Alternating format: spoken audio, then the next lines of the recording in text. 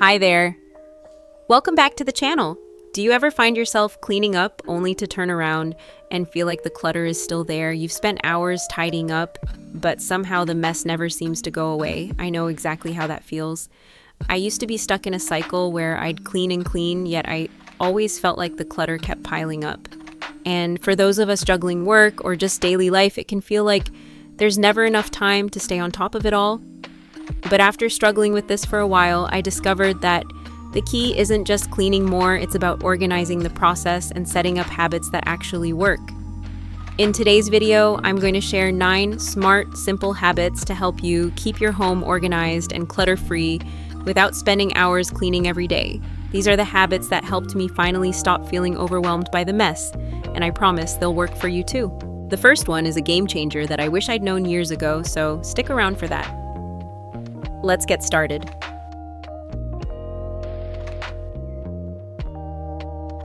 Let's start with the first tip, decluttering by importance. I know how frustrating it feels to clean up only to have the mess come back in no time. It's like you're constantly tidying up, but the clutter never truly disappears. But here's the thing, it's not about cleaning more, it's about being selective with what you keep. When I first started, I realized that the real problem wasn't the mess itself, but the things I was holding on to without thinking. Things I hadn't used in ages or things that no longer served a purpose. And so the first thing I did was take a hard look at my belongings and asked, do I actually use this? For example, those jeans that no longer fit or the gadget that's just been gathering dust in the drawer. Instead of holding on to them, I got rid of them. I focused only on what I truly used and loved.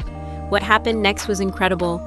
I went from feeling overwhelmed by the mess to feeling so much lighter and more organized. By keeping only the essentials, your space will feel more functional and calm. You'll notice your mood improving just by having less clutter around you. Now, if you want to know how to make decluttering a daily habit, stick with me. In the next video, I'm diving into some decluttering habits that changed my life. Trust me, you won't want to miss it. It's going to make keeping your home organized a breeze. Next, let's move on to tip 2, creating a daily declutter habit.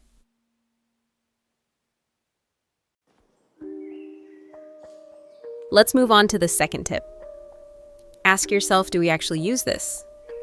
How many times have you looked at something and thought, I might need this someday, only to realize it's been sitting there collecting dust for months? I've been guilty of it. It's so easy to hold on to things, just because we tell ourselves maybe later, or I might use it again. But here's the key. Ask yourself one simple question. Do I really use this? When I started clearing things out, I realized that I was holding on to so many items that didn't serve me anymore. It wasn't just clothes or books, it was gadgets I never touched. Trinkets that no longer had meaning, and even sentimental items that just took up space. Take a look around your space. Is there something you're holding on to just in case? It could be that old sweater you never wear or that charger you haven't needed in months. If it's not serving a purpose, it's just taking up valuable space. Asking yourself this question regularly makes the process of letting go so much easier. The more I did it, the more I realized how much I was holding on to out of habit, not necessity. And the best part, when you only keep what you really use and love, your space starts to feel more purposeful and organized. So now that you've got a clear idea of what stays and what goes, the next tip is all about building a daily decluttering habit. It's simpler than you think, and I'll show you how you can make it work in your daily routine.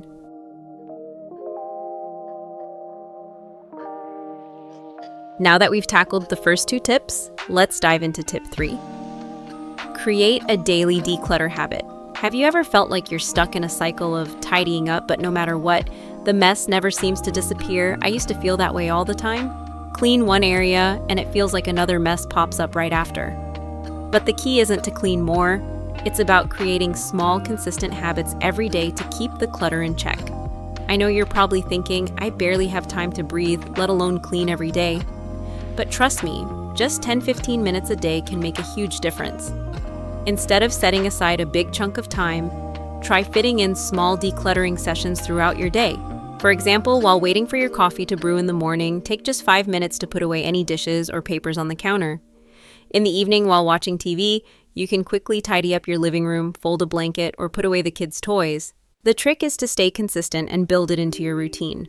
What I noticed when I started this habit was that it didn't feel like a chore anymore.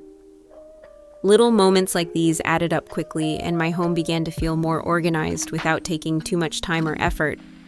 Not only does it save time in the long run, but it also keeps me from feeling overwhelmed by a mess that piles up over time.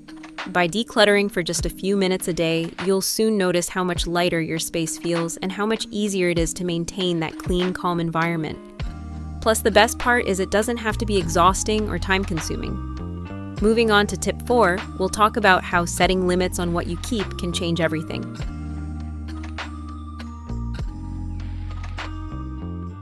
Let's dive into tip 4 now. Set limits on what you keep.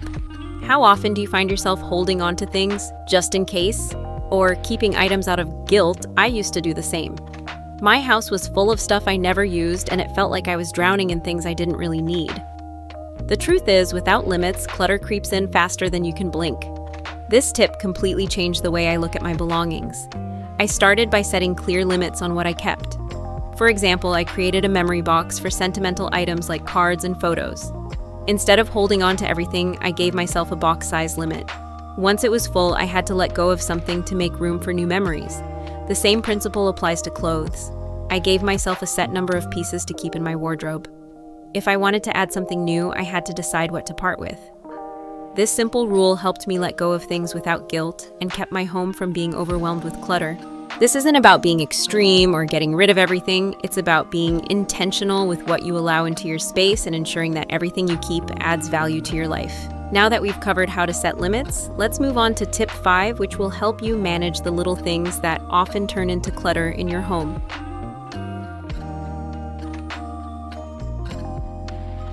Let's take a look at tip 5 now. It's easy to overlook the little things, right? We don't think much about where we place our keys, receipts, or pens, and yet they tend to pile up everywhere. Before you know it, your home is full of small, scattered items that create chaos. I used to get frustrated when I couldn't find my keys or my phone because they were buried in piles of paper or scattered across counters. The key is to create dedicated spaces for these small items.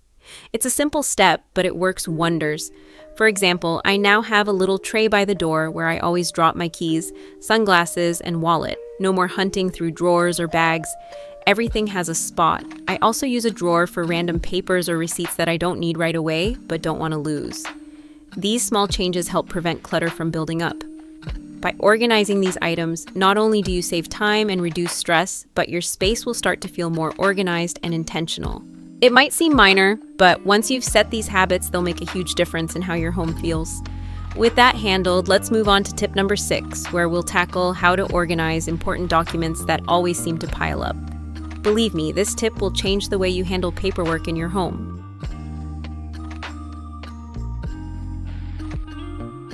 We've covered some solid tips so far. Now, let's jump into tip number 6. If there's one area where clutter tends to pile up quickly, it's paperwork.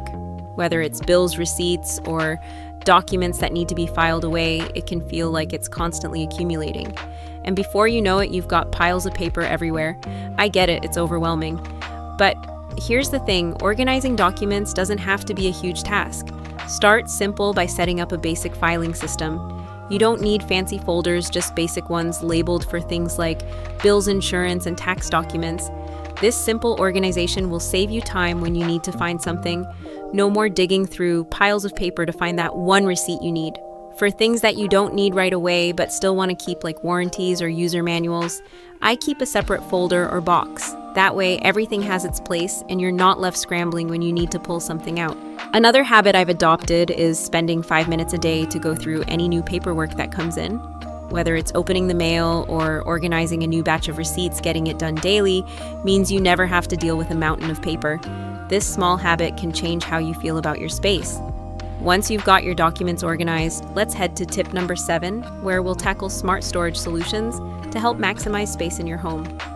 Stay tuned. These storage hacks will make a huge difference.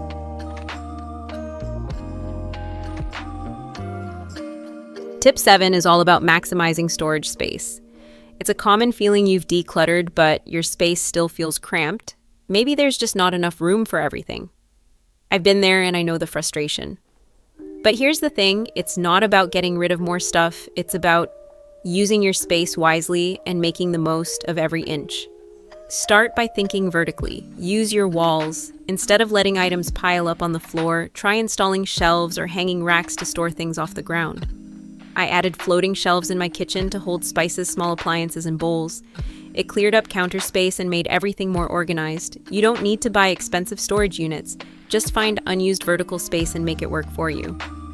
Another clever trick is to make use of underutilized spaces. Think under the bed or under the stairs. I bought storage bins under my bed to store seasonal items, extra bedding, and shoes. All that clutter disappeared and I gained so much more room. These spaces are perfect for things you don't need every day but still want to keep handy. Also, multi-purpose furniture is a game changer. I switched my regular coffee table for one that doubles as a storage trunk. It holds extra throws, magazines, and toys, but it still looks clean and doesn't crowd the room. These small swaps can make a huge difference in how spacious your home feels. Being strategic with your storage not only gives you more room, but it also helps your home feel organized and open. With your storage optimized, let's take a look at Tip 8, how to declutter seasonally and refresh your space for the next season. Stay tuned. This one is key to keeping your home feeling fresh all year round.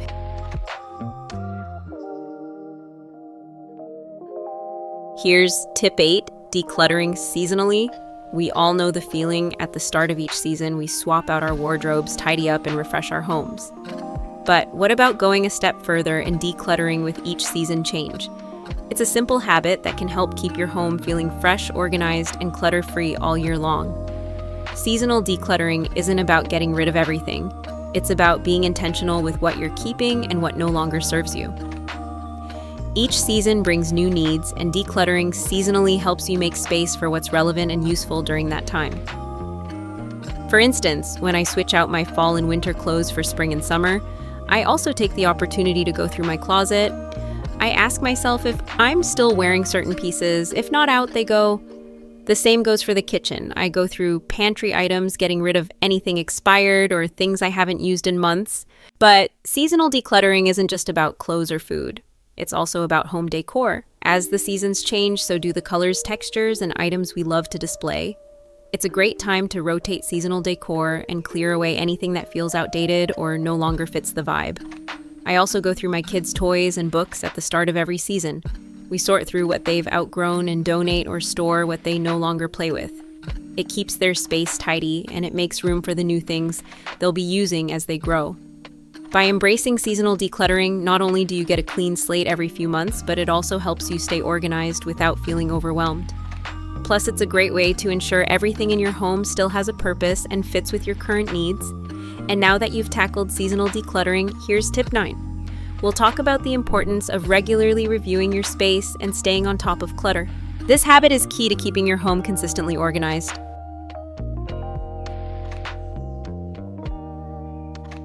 And here's the final tip, regularly reviewing your space. It's easy to get caught up in decluttering, especially after a big organizing session.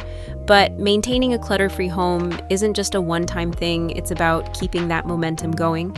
After all, things naturally accumulate over time, and if we don't stay on top of it, we'll be right back where we started. The key to maintaining a clean home is regularly reviewing your space. This means setting aside time every couple of months to go through each room and check for new clutter. You'd be surprised how quickly things can sneak back in, from kids' toys to old magazines you forgot to toss. When I do my regular checkups, I always start by focusing on areas that tend to gather stuff like counters, drawers, and entryways. One simple routine I've adopted is a monthly review where I take 10-15 minutes to walk through my home. I ask myself, do we still use this? Is this something I want to keep? I look through my closet, my kitchen drawers, and my kids' rooms. Anything that no longer fits, is out of style, or hasn't been used in months, I get rid of. This simple habit helps me maintain the work I've put into decluttering. The best part is that it doesn't have to be overwhelming. By making this a regular habit, I'm able to stay in control of the clutter before it builds up again. It's about maintaining the sense of calm and organization in your home so you don't feel burdened by things you don't need. Now that you've got the tools to keep your home clutter-free, it's time to implement these changes and enjoy the sense of peace that comes with a tidy, organized space. Keep up with these habits and you'll see the difference. It's all about creating small, consistent changes that make a big impact on your daily life.